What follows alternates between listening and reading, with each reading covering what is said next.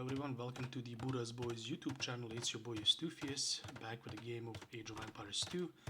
So it's a ranked 1v1 game. I'm playing as the Italians, my opponent is playing as the Ethiopians. Quite an interesting matchup, both archer heavy civs. So it seems like a fun matchup, to be honest. But as you could probably guess based on the title, this is going to be one of those videos where I reflect on my playing experience or recent playing experience in Age of Empires, as well as Italians as a civ, I guess. So last Saturday, finally, after what seems like a long time, I was able to get a bit of free time to play Age of Empires, and I played quite a few games, more than I usually play, but I broke one of my crucial rules while playing Age of Empires. So a while back, probably going like last year or year and a half ago, I implemented a rule for myself that essentially says that if I lose, or the moment I lose 3 games of Age of Empires in a day, don't ask me about this sheep, like this was clearly a misclick, but as soon as I lose, or if I lose 3 games of Age of Empires in a single day, I stopped playing ranked for that day. It doesn't matter if I had like 3 wins and 3 losses, or if all 3 of my games were losses, I stopped playing ranked that moment. And I did adhere to that rule previously. I had days and weekends where I would go and I would lose. There were even cases where I lost like all 3 games and I would say, okay, that's it, that's enough for today, I'll get back tomorrow. And usually what ends up happening is tomorrow I win my next game, or over the course of the next following weeks I mostly win games and actually exceed the elo that I was prior to those 3 losses.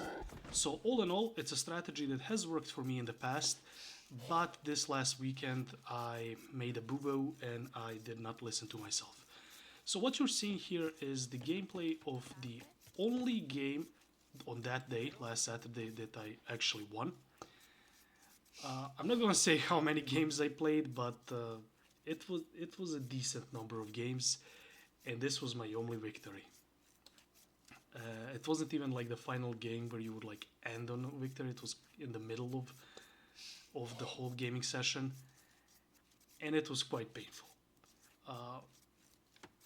The moment I lost my 3rd game, I should have stopped there, but I did not listen. I did not adhere to my own rule, and I ended up losing a few more games before the gaming session was over, before I was like, okay, well, yeah, this is enough torture. Enough torture. It's been quite brutal. So what happened? The reason I'm going to show this game is this is not only the only game that I won, but the only game where my plan with the Italians actually worked. In all other games, all other losses, that is, it's not, apart from maybe like one that was quite a devastating defeat, I would say. It was really one-sided. The other games were not stomps, thankfully. There were clear wins by my opponent, but there were definitely good things that I did in that game. Obviously not enough to win those. So I would just like to, well, first of all, like the first part of the video was basically, if you're having a bad day, I would say set a cap for yourself. Either the exact number of games that you can play on that day, especially if you have a specific time of day or specific day in the week, like the weekend, like myself, where you can play only on those days or that specific time. I would advise you to have a cap of how many games you can play, or how many defeats are you willing to take before you say, okay, I'm gonna end it here. I'm not gonna push myself. I'm gonna get back the following day and be stronger the next day. So essentially do what I did not do in this, or during this playing session, like I said, last Saturday. The other things that I want to cover while we are still in Dark Age and going to Feudal is the Italians in general. So one of the potential reasons I've been having real difficulties with the Italians, like out of all the civs that I ever played in ranked, the Italians have been the hardest one by far. Now there might be some logical explanation. Uh, they're the civ I started playing at the highest, or at the point I was the highest elo at. Obviously, that elo did drop due to the losses. Don't worry, it's gonna drop below this as well. Not a good day, but what can you do? And also, another reason is they're the first proper archer civ that I have played. Now, I did play like Vietnamese, but for the Vietnamese, I mostly did not play archers. This is the first civ, and the first civ with which I have a build that I genuinely played into archers, or I should say an archer opening with the intention of continuing on with the archers. But a few exceptions, maybe like 1 or 2 games with the Aztecs where I opened with archers. The Italians are the first civ that I actually genuinely played archers for archer's sake. And archers, this was one of the nice things I did over the course of this weekend. Not that, but the fact that the spear, I got the spear ready. But anyway, continuing on. So the Italians, they're the first archer civ that I ever played, and you can definitely see that playing archers is harder, most definitely, than playing cavalry civs, whether that be light cavalry or knights. Archers are more vulnerable, they're squishier, they require more babysitting and more micro. All of that takes time, more effort, more attention than cavalry, especially knights who are tankier, more resilient, and all of that. So the point I'm trying to make is hitting around 1400 or even closing in on 1500 elo, and then playing archers for the first time in ranked is not beneficial. To be perfectly honest, it's not the best choice, especially when you're kind of mostly used to cavalry or some, I want to say, like generic, all-around, generally good civs like the well, also the Vietnamese, but something like the Byzantines, for example. But yeah, so playing archers at this elo for the first time, and Italians generally being, I would say they're probably the hardest civ I have played in ranked. While we watch my not great micro, but I guess good enough.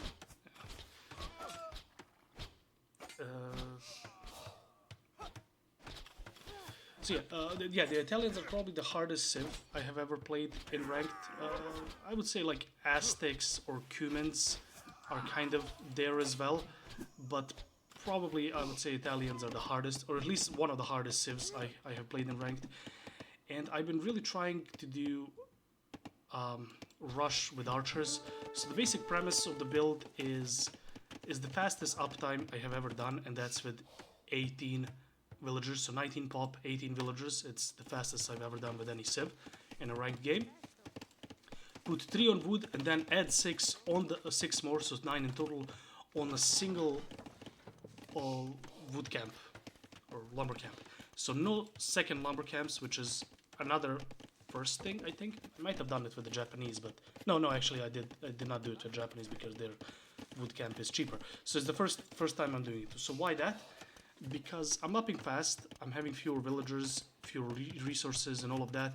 I need resources for a bunch of stuff. I need it I need wood, I should say, for the archery age and for the immediate mining camp, either at the very end of Dark Age or at the very beginning of Feudal, so I can put 4 villagers on gold so they can continually gather gold for the archers. And my tactic was the way I practice against the AI, was also a quick blacksmith, which I did not do here. So I did not have fletching. Yeah, as you can see, my rush did not work. I mean, I think I killed 4 archers, and yeah, 4 archers and a scout, while he killed 4 archers and a spearman. I kind of maybe a bit delayed his eco, so overall, I guess you could say I have a slight advantage, but it's nothing really to boast about. But anyway, yes, so you're advancing faster, you have lower eco, and you need the eco, or you need the wood to actually make all of this work, including the blacksmith, which I did not get here, clearly, I'm just now building it. But yeah, so all of these things combined make Italians, I believe, especially for me, one of the, if not the hardest Civ to play that I have played in ranked, and that has resulted, that's definitely part of the reason why I have had quite a hard time with them in ranked. Multiple losses in a row, like a losing streak and all of that. It's never fun. Let me tell you that. I mean, I think all of you who have played this game know what I'm talking about, but it is what it is. The build that I practiced with the AI, or against the AI, was basically the same as this: archery range, one lumber camp. I mean, one mining camp and 4 villages immediately, and then later 10 in total. When I click to advance the age, I should have attacked with the first 3 archers with fletching, but I didn't get it. Whoopsie. The rest of it is also, I want an immediate university with the cheaper ballistics immediately as I hit Castle Age. We'll see what I'm able to do it here. But yeah, that's basically the build order. Stay on 1 TC in early castle and apply pressure with the crossbows. I tried that in a decent number of games in ranked, and this is the only one where it worked. Other ones have had success. You know, they were not complete failures, except one. I guess one of them could be called a complete failure. But most of them, I had some success. You know, a villager kill here, I would take him off of woodline, maybe off of gold, maybe off of berries. In my case, I would force a tower. I would force walls. So all in all, it was more positive than negative. And then me being Italians and having a cheaper Castle Age, I would end up getting to castle faster. You know, no medals there. I'm not going to win any medals for reaching faster castle with Italians. It's kind of a given. But it just didn't click for me. Like, I would apply pressure in feudal and even in early castle, but then onward, afterward, I would kind of fail. Well, not kind of, I would genuinely fail. Either I would not do enough damage to justify such a fast castle and fast, or, you know, not fast castle, but staying in 1 TC in Castle Age and going for ballistics is expensive, and if you don't do damage in early castle, you're gonna be behind. And I imagine that's what happened with those losses. I didn't watch them. Not that I'm against watching losses. Generally speaking, I do watch my losses, but I'm just not in the mood to watch those particular games. So I would imagine that's what happened. I would go to castle. I would get to castle quicker. I would force ballistics and crossbowmen with, sorry, that's the Ethiopian guy. Crossbowmen with bodkin and ballistics. University. It's cheaper ballistics, but it's still an investment. And stay on 1 castle, and then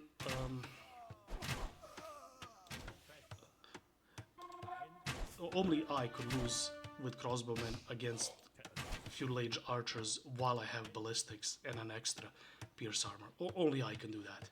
But anyway, jokes aside, in those games I had success where I would do some damage, but clearly not enough damage to justify all of this. This is kind of, I wouldn't call it an all-in. Maybe you even could. It's definitely not a strategy I'm familiar with, and definitely something I will need to practice more. But it's definitely castle aggression is something I've been practicing both previously with Vietnamese and with the Japanese, and the success was varied. Definitely could have been better, but also could have been worse. So there are positives to be taken. Now here I'm forcing a tower. This is one game everything clicked, and I actually played I would say a good game. But anyway, the problems that I had with Italians in other matchups that I lost were, there were a few. I'm gonna slow. I'm gonna slow it down to kind of explain the 2 big mistakes. I didn't watch the replays, but based on what I can remember, and I had 2 days to reflect on the many losses that I had while playing, and I think there were 2 big mistakes that I made. Apart from the one that I already mentioned, where I just simply had this strategy where I would go for a castle, kind of all in-ish push in early castle with the ballistics and the siege and bodkin arrow and crossbows. Uh, Apart from not doing enough damage, so not justifying it and letting or what I suspect, my opponent gaining an eco advantage because I simply did not use my faster castle and tech advantage, which is kind of I guess, the thing that the Italians are known for and what they're good at is reaching to ages quicker and using the tech advantage that you would get. The other mistakes that I made, actually, I think this game is kind of over, so I'll let it go and see what it goes. So I do get ballistics, so killing villagers is great. And although he's Ethiopians and has faster firing crossbowmen, I have crossbowmen with extra pierce armor. I'm not sure, honestly, I'm not sure which one wins. I now see that he has also ballistics, but I guess it was just down to raw numbers. And I also, thankfully, sent these three archers. I manually sent them on this side, expecting something like this. So this was good prediction by me. Not to toot my own horn, but give credit where credit is due. And we're kind of nearing the end of the game. Sorry for the spoilers, but this was the one game where I actually executed my plan. Dare I say it, really well. Obviously, having only one TC and having to work with only one TC is easier than having to jumble between multiple TCs. But yeah, this was a short game, but that's kind of the thing that I practice with Italians, and nice to see it actually pay off. Sadly, I can't say that there are more examples like this, but hopefully in the future. But yeah, just to briefly stay on the remain on the point of the Italians, the two mistakes that I believe I made. Well, I made multiple mistakes, but the two big ones were my base and going for pikemen or spearmen. So what happened in those games? So I have a considerably larger experience playing team games, not ranked games, but team games, 3v3s and 4v4s, much more, more, maybe not much more, but more than I have experience playing 1v1s, including obviously 1v1 ranked. And what I found to work better in team games are small, compact bases, smaller than this. Why is that? And also bases that use natural resources like wood, stone, and gold as part of your walls. So why is that? In my general experience, playing 3v3s and 4v4s usually resulted in me getting attacked by two or more people in Feudal Age with different units. Obviously, that most cases that would be one would go to archer, the other would go scouts. And it doesn't matter how good you are. It doesn't matter which unit you pick in Feudal Age. You're dying to that. You're dying. He has, the opponents would have at least double the army, and they would attack you from multiple angles with different types of troops. So you need different types of troops to defend, and you need more troops. Yeah, good luck doing that in a 2v1 in Feudal Age. Anyway, what we found, were, my friends and I playing, is that a small compact base that uses natural terrain or natural resources is part of the wall, which means you need to wall less because you're using the natural walls that exist, is the best way to defend in multiple people attacking you in Feudal. So when I started playing ranked, and this is still a habit of mine, I tend to make smaller bases. Smaller, more compact bases where you use wood lines and gold as a part of the wall. And in 1v1s, I don't think that's good. First of all, it's a 1v1. In Feudal Age, he'll attack you with only one type of unit, and it's only one opponent. He's going to attack you from one angle. He's not going to attack you with two different types of troops from two different angles as if it were a team game and two guys are attacking one guy. So why is it bad going for? Why can it be bad using terrain or natural resources as part of the wall? Primarily here I'm referring to the gold, but also to the wood line. Stone, who cares? It's not important in feudal. The gold line, especially if you're going archers, if you're kind of, let's use this map as an example. So I have my main gold here. This gold is way too far for me to initially wall. It's outside, it's towards the middle, and so is this one. Imagine him doing a push and pushing me off of this gold.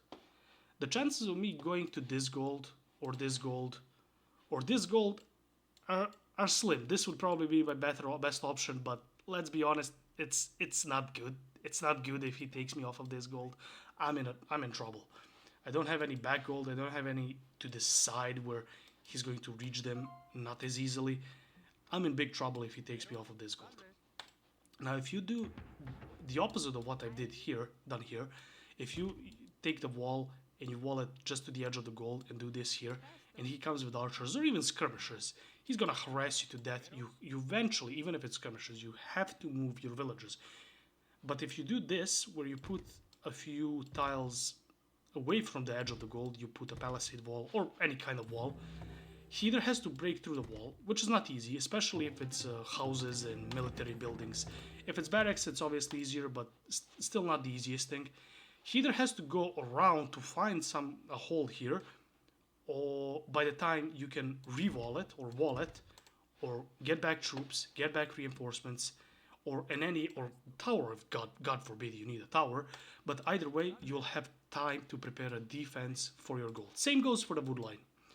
So one of my biggest problems in those losses was poor base construction, or not as good. I feel like if this were a 1v1, I could have, or if I were a better player, I could have walled here.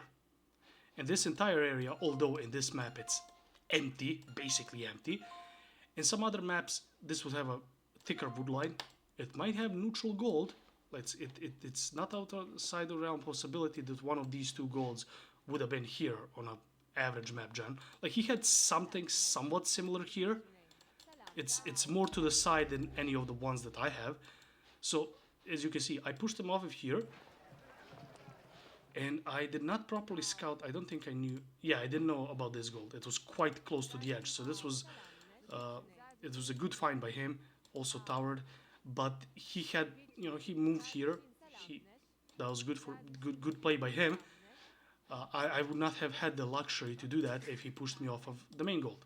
But yeah, so apart from having what I think you should do in a 1v1 is make a bigger base. Walls should cover a bigger surface area. You can afford that because you're only against one opponent, and if you properly scout your opponent, you know that it's feudal age.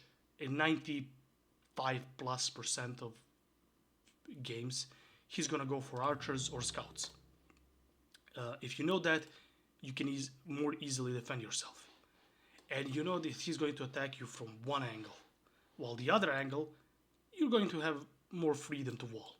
So you can afford to be more expensive, more greedy, if you know that you have only one opponent, as opposed to having multiple opponents who can attack you with different types of units from different angles, which is probably the bigger concern.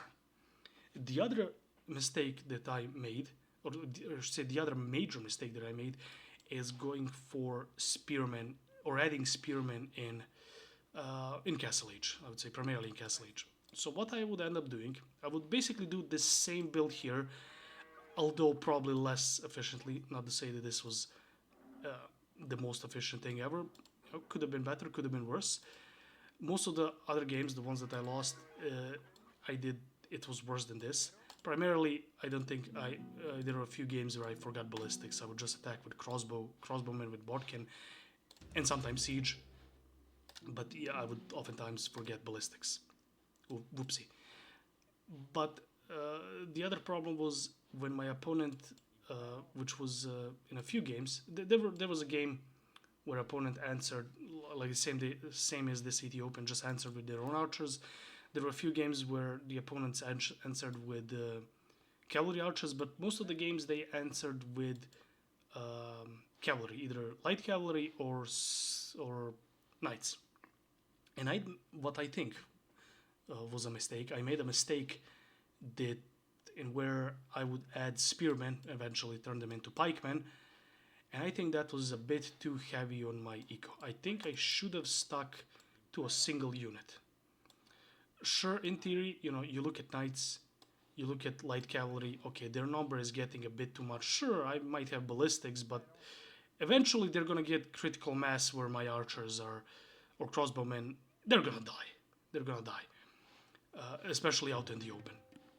So adding spearmen and pikemen is a logical thing to do, but I don't think it was the best decision.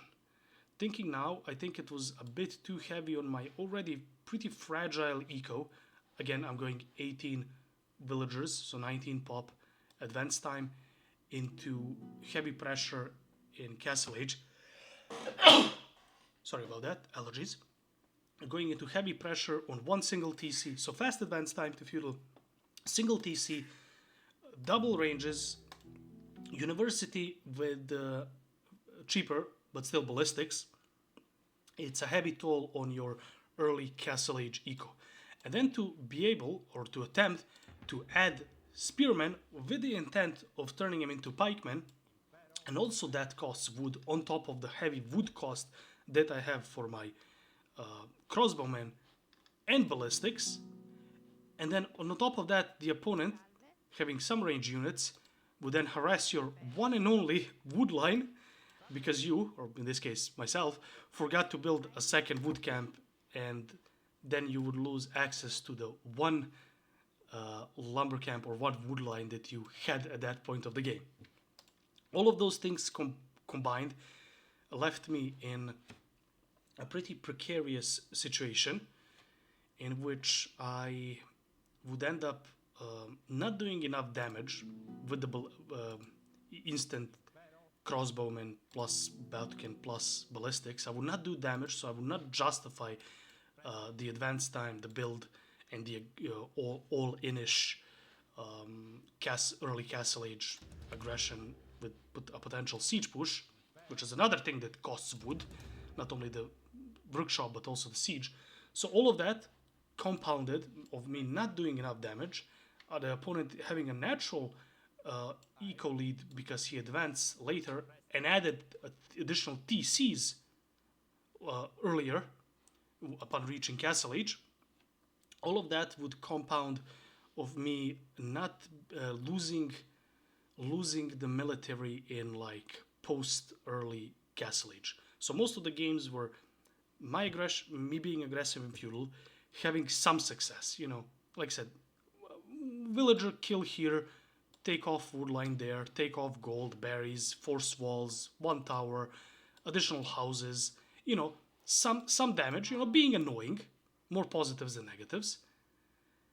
Then reaching to Castle Age, not doing the damage in early Castle Age that such a tight all-inish build would require, and then my opponent slowly gaining the advantage in like post-early Castle Age with a better eco. Upon gaining military advantage, and especially like in mid Castle Age, is where I started losing games. Yeah, so those would be the two. I think adding a second unit, a spearman to counter the knights. In most cases they were knights, some cases they were light cavalry, but adding spearmen to counter them, I don't think was a good idea. I think it was just too heavy, especially in aspects of wood, too heavy on wood for my economy to handle. What I think now I should have done was I should have waited to see what the opponent has, or preferably scouted it before realizing, and then should have taken a better counter. So if the opponent goes for archers like the Ethiopian player here has, in most cases, me being Italians and having an extra pierce armor means that on average I should win crossbow v crossbow fights, especially if I go for early ballistics. So that's one thing. If he goes for skirmishers, I should add mangonels. There was a game where I tried to add my own knights. It was too heavy on the eco, and I was late to Imperial Age, uh, which which was one of the reasons I lost the game. You know, being late to Imperial when you've been in front for most of the game, especially on the where you've been the more aggressive player for the entirety of the game, and then not even clicking to feudal for to Imperial when your opponent reaches Imperial and you Italians with cheaper Imperial, yeah, you done something wrong, and that was definitely me. But yeah, if you see skirmishers, you should go for mangonels. If you see mangonels, you should go for mangonels. If you're too heavy on gold, I guess redemption monks, but that's debatable. It's quite a heavy thing to do. If you see knights, I would advise sticking to crossbows. You can mass them up more in feudal, so you're naturally going to have an advantage with crossbows over knights because you can mass them up in feudal and then turn them into crossbows, while the opponent has to wait until he gets to castle age and then start massing up knights. But adding a few monks I think would be better. The problem is that monks require more micro than spearmen slash pikemen. Spearmen slash pikemen are a more tempting, I think, solution because they're easier, but I would call monks better but also harder, which is understandable. It makes sense. A better, as I said in my very first video, a better strategy should be a harder strategy to do.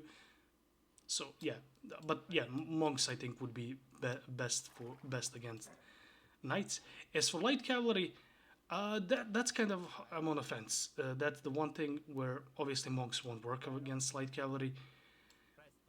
Again, spearmen, pikemen are a tempting offer, but I think just remaining with the archers, who also have one additional